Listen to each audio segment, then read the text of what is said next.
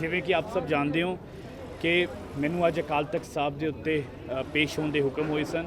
ਜਿਸ ਦਿਨ ਹੀ ਮੈਨੂੰ ਇਸ ਖਬਰ ਬਾਰੇ, ਇਸ ਫਰਮਾਨ ਬਾਰੇ ਪਤਾ ਲੱਗਿਆ ਸੀ, ਉਸੇ ਦਿਨ ਮੈਂ ਇਹ ਆਖ ਦਿੱਤਾ ਸੀ ਮੈਂ ਇੱਕ ਨਿਮਾਣਾ ਸਿੱਖ ਹਾਂ ਤੇ ਮੇਰਾ ਰੋਮ ਰੋਮ ਅਕਾਲ ਤਖਤ ਸਾਹਿਬ ਨੂੰ ਸਮਰਪਿਤ ਹੈ।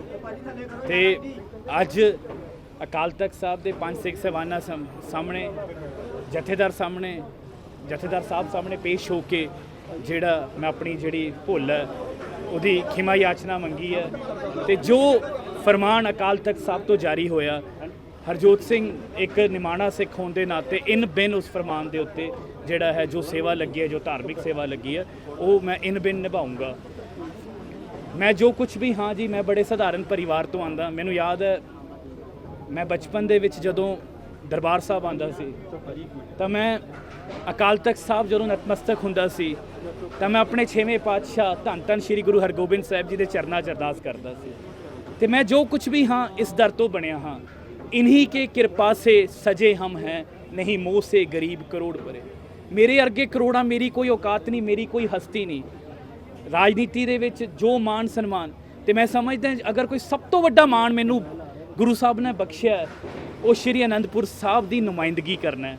ਉਹ ਸ਼ਹਿਰ ਜਿਸ ਨੂੰ 9ਵੇਂ ਪਾਤਸ਼ਾਹ ਨੇ ਖੁਦ ਬਸਾਇਆ, ਉਹ ਸ਼ਹਿਰ ਜਿੱਥੇ 10ਮ ਪਾਤਸ਼ਾਹ ਨੇ ਖਾਲਸਾ ਪੰਥ ਦੀ ਸਿਰਜਣਾ ਕੀਤੀ। ਮੈਂ ਸਭ ਕੁਝ, ਮੇਰੀ ਕੋਈ ਹਸਤੀ ਨਹੀਂ, ਮੇਰੀ ਕੋਈ ਔਕਾਤ ਨਹੀਂ, ਮੇਰੀ ਕੋਈ ਸਮਝ ਨਹੀਂ, ਮੇਰੇ ਕੋਲ ਕੋਈ ਇੱਦਾਂ ਦੀ ਚੀਜ਼ ਨਹੀਂ ਜਿਹਦੇ 'ਤੇ ਮੈਂ ਮਾਣ ਕਰ ਸਕਦਾ। ਮੈਂ ਮਾਣ ਸਿਰਫ ਆਪਣੇ ਗੁਰੂ 'ਤੇ ਕਰਦਾ, ਆਪਣੇ 6ਵੇਂ ਪਾਤਸ਼ਾਹ 'ਤੇ ਕਰਦਾ। ਅਤੇ ਗੁਰੂ ਸਾਹਿਬ ਬਖਸ਼ਣਹਾਰ ਹੈ, ਗੁਰੂ ਸਾਹਿਬ ਦਾ ਤਖਤ ਬਖਸ਼ਣਹਾਰ ਹੈ, ਗੁਰੂ ਸਾਹਿਬ ਦੀ ਸੰਗਤ ਬਖਸ਼ਣਹਾਰ ਹੈ। ਮੈਂ ਕਿਉਂਕਿ ਅਕਾਲ ਤਖਤ ਸਾਹਿਬ ਦੇ ਉੱਤੇ ਕੋਈ ਦਲੀਲ ਨਹੀਂ, ਕੋਈ ਸਪਸ਼ਟੀਕਰਨ ਨਹੀਂ। ਮੇਰਾ ਸੀਸ ਅਰਪਣ ਹੈ, ਮੈਂ ਪਹਿਲਾਂ ਹੀ ਕਿਹਾ ਸੀ, ਕੋਈ ਦਲੀਲ ਅੱਜ ਵੀ ਪੁੱਛਿਆ ਮੈਂ, ਕੋਈ ਦਲੀਲ ਨਹੀਂ, ਕੋਈ ਕੁਛ ਨਹੀਂ। ਬਤੌਰ ਮੰਤਰੀ ਮੇਰੀ ਜ਼ਿੰਮੇਵਾਰੀ ਹੈ ਜੋ ਮੈਂ ਆਪਣੀ ਉਹਦੀ ਖਿਮਾ ਮੰਨਦਾ ਅਤੇ ਜੋ ਫਰਮਾਨ ਹੋਇਆ ਉਹ ਜਿਹੜਾ ਮੈਂ ਇਨ ਬਿਨ ਨਿਭਾਊਂਗਾ ਜਿਵੇਂ ਗੁਰੂ ਸਾਹਿਬ ਫਰਮਾਉਂਦੇ ਆ। ਦੋ ਹੁਕਮਨਾਮੇ ਹੋਏ ਨੇ, ਇੱਕ ਤੁਹਾਡੇ ਨਾਲ ਸੰਬੰਧ ਸੀ, ਇੱਕ ਸਰਕਾਰ ਦੇ ਨਾਲ ਸੰਬੰਧ। ਦੇਖੋ ਜੀ, ਮੈਂ ਇੱਥੇ ਨਿਮਾਣੇ ਸਿੱਖ ਮੈਂ ਬਿਲਕੁਲ ਜੋ ਮੈਨੂੰ ਫਰਮਾਨ ਹੋਇਆ ਮੈਂ ਇਨ ਬਿਨ ਹੋਣੀ ਤੋਂ ਸੇਵਾ। ਮੈਂ ਤਾਂ ਇੱਥੇ ਆਉਣ ਤੋਂ ਪਹਿਲਾਂ ਵੀ ਤੁਸੀਂ ਦੇਖਿਆ ਗੁਰੂ ਕੇ ਮਹਿਲ ਦਰਸ਼ਨ ਕਰਕੇ ਆਇਆ ਅਤੇ ਪੈਦਲ ਹੀ, ਪਰ ਮੈਂ ਫਿਰ ਜੋ ਵੀ ਹੋਇਆ ਉਹਨੂੰ ਕਰਾਂ। ਬਹੁਤ ਇੱਕ ਹੋਰ ਮੇਰੀ ਬੇਨਤੀ ਹੈ ਜੀ, ਕਿਉਂਕਿ ਅਕਾਲ ਤਖਤ ਸਾਹਿਬ ਤੋਂ ਉੱਤੇ ਕੁਛ ਨਹੀਂ ਤਾਂ ਕੋਈ ਵੀ ਸਵਾਲ ਜਵਾਬ, ਕੋਈ ਵੀ ਮੇਰੀ ਬੇਨਤੀ ਹੈ, ਇਹ ਮੇਰੀ ਨਿੱਜੀ ਆਸਥਾ ਵੀ ਹੈ। ਆਪ ਜੀ ਨੂੰ ਵੀ ਬੇਨਤੀ ਹੈ, ਮੇਰੀ ਨਿੱਜੀ ਆਸਥਾ ਹੈ। ਕੋਈ ਵੀ ਮੈਂ ਤੁਹਾਨੂੰ ਇੱਕੋ ਸਟੇਟਮੈਂਟ ਕਿ ਮੈਨੂੰ ਜੋ ਫਰਮਾਨ ਹੋਇਆ ਇਨ ਬਿਨ ਮੇਰੇ ਲਈ ਇਹ ਰੱਬੀ ਹੁਕਮ ਹੈ, ਰੱਬੀ ਫਰਮਾਨ ਹੈ, 6ਵੇਂ ਪਾਤਸ਼ਾਹ ਦਾ ਫਰਮਾਨ ਹੈ। ਅਤੇ ਇਸ ਦਰ ਦੇ ਹਾਂ ਜਿੱਥੇ ਜੋ ਫਰਮਾਨ ਹੋਇਆ, ਜਿੱਥੇ ਜੋ ਫਰਮਾਨ ਹੈ ਪੂਰੇ ਕਰਾਂਗੇ।